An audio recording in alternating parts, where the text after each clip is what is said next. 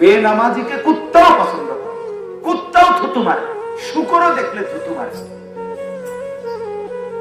আমি একজন বড় হুজুরের জবানে বয়ান শুনছি, আজিব বয়ান, হযরত মাওলানা নজরুল ইসলাম কাসেমী সাহেবের বয়ান।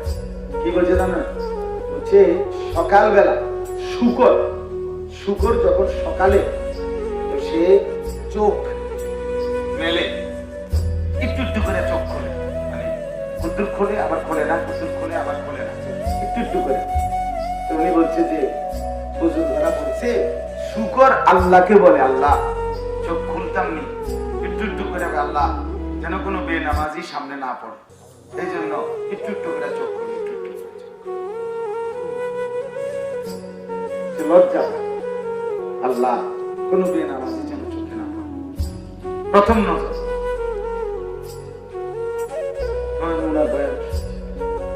কতটা নিকৃষ্ট বেনামাজি চিন্তা করে দেখ।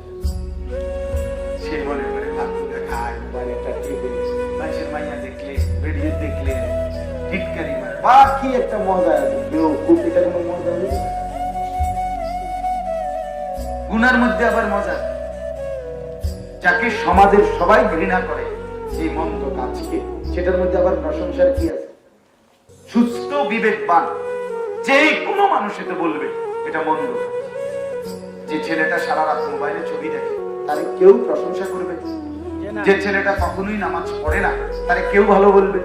যে ছেলেটা মেয়ের পিছনে পিছনে ঘুরে তারে কেউ ভালো বলবে? তো যে সকলের কাছে ঘৃণিত, সে ভালো হয় কেন?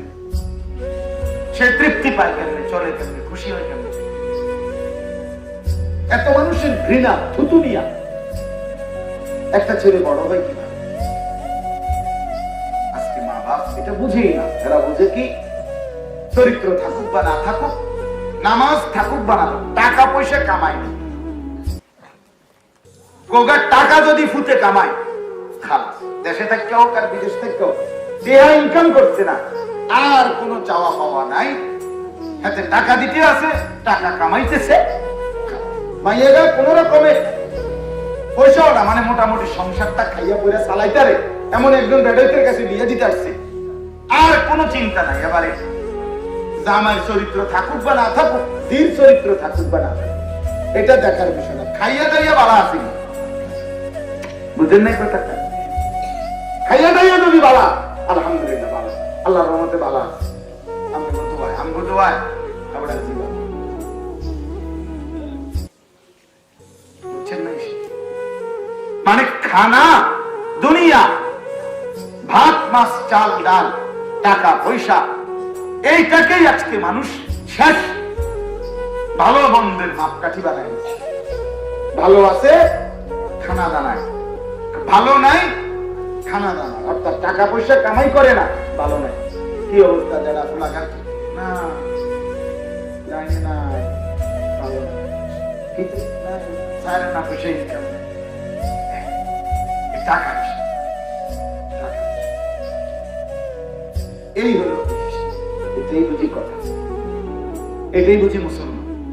আল্লাহ তাআলা কোরআন, এই এত বড় কোরআন 30 পারা নাযিল করলেন এই জন্য রাসূলুল্লাহ সাল্লাল্লাহু আলাইহি ওয়াসাল্লামের 23 বছরের মেহনত এই জন্য, এই খামখেয়ালির জন্য। মা বলতে কেউ বলে মায়া, আপনারাও ভাবতে শিখেন। মা একটা গুরুত্বপূর্ণ কথা মনে রাখবেন, রাসূলুল্লাহ সাল্লাল্লাহু আলাইহি ওয়াসাল্লাম বলেন প্রত্যেক ঘরের মহিলা, সরাসরি নবী বলছে, একেবারে মুত্তাফাক আলাইহি হাদিস, বুখারী মুসলিমের হাদিস। নবী সাল্লাল্লাহু আলাইহি ওয়াসাল্লাম বলেন ওয়াল মারআতু রাঈয়াতুন ফি বাইতি যাওজিহা ওয়া ওয়ালাদ, প্রত্যেক ঘরের স্ত্রী নারী ওই ঘরে তার স্বামীর ঘর, ঘরের আসবাবপত্র এগুলো, এবং ওই ঘরে স্বামীর যে সন্তান, তার ছেলে মেয়েগুলো, এদের জিম্মাদার। মাও জিম্মাদার, স্ত্রীও জিম্মাদার। ওয়াহিয়া মাসউলাতুন আনহুম, নবী সাল্লাল্লাহু আলাইহি ওয়াসাল্লাম বলেন এই নারীকেও কিয়ামতের ময়দানে তার ঘরে এই তার বাচ্চা কাচ্চাদের ব্যাপারে, ছেলে মেয়েদের ব্যাপারে হাসরের ময়দানে জিজ্ঞেস করা হবে। তোমার হাতে নষ্ট হয়ে গেল কেমন ছিল? তুমি মা বেঁচে থাকতে এই যদি জন্মের সময় মা হারাইতো তাহলে একটা ভিন্ন ব্যাখ্যা হইতো, তাও তো অভিভাবক ছিল, কিন্তু তুমি মা বাইচা থাকতে। আপনারা একটা জিনিস ভাবেন তো, মনে করেন একটা বাচ্চা 2 বছরের আগ টাইম থেকেই কথা বলা শুরু করে, এটা বুঝেন তো সবাই নাকি? আপনারা দেখছেন না বাচ্চা কথা বলে? তো বাচ্চাকে মানুষ কথা বলে 2 বছর থেকে, ধরে তো এই 2 বছর বয়সে স্কুলে ভর্তি করায়, মাদ্রাসায় ভর্তি করায়নি। কয় বছরে করায়?